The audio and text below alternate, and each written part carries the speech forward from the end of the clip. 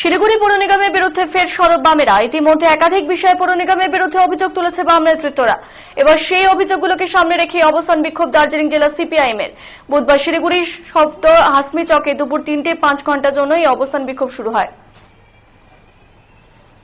যেখানে পৌর নিগমের বিরুদ্ধে অবৈধ নির্মাণ, যানজট সমস্যা, জলকষ্ট সহ মোট 11টি অভিযোগকে সামনে রেখে এই অবস্থান বিক্ষোভ করা হয়। এদিন এই বিক্ষোভে উপস্থিত ছিলেন প্রাক্তন মেয়র তথা বিধায়ক অশোক ভট্টাচার্য, দার্জিলিং জেলা বামফ্রন্ট আহ্বায়ক জেবেশ সরকার, দার্জিলিং জেলা বামফ্রন্ট সম্পাদক সুমন পাঠক, বাম কাউন্সিলর জয় চক্রবর্তী, নুরুল ইসলাম, মৌসুমী হাজরা সহ বাম নেতৃত্ব এবং কর্মীবৃন্দরা।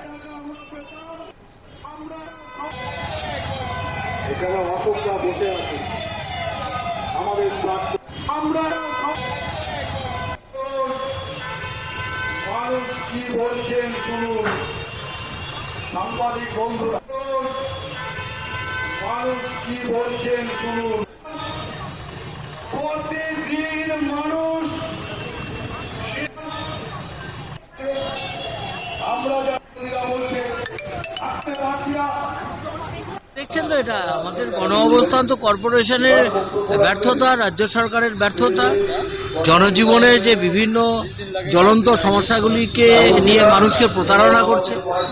এরা ভোটে জিতেছে অথচ মানুষের কোনো দায়িত্ব সামলাচ্ছে না। তারা একটা প্রমাণ হচ্ছে জল নিয়ে যায় তারা করলো। সেই কারণেই আমাদের এই অবস্থান বামফ্রন্টের পক্ষ থেকে। দেখছেন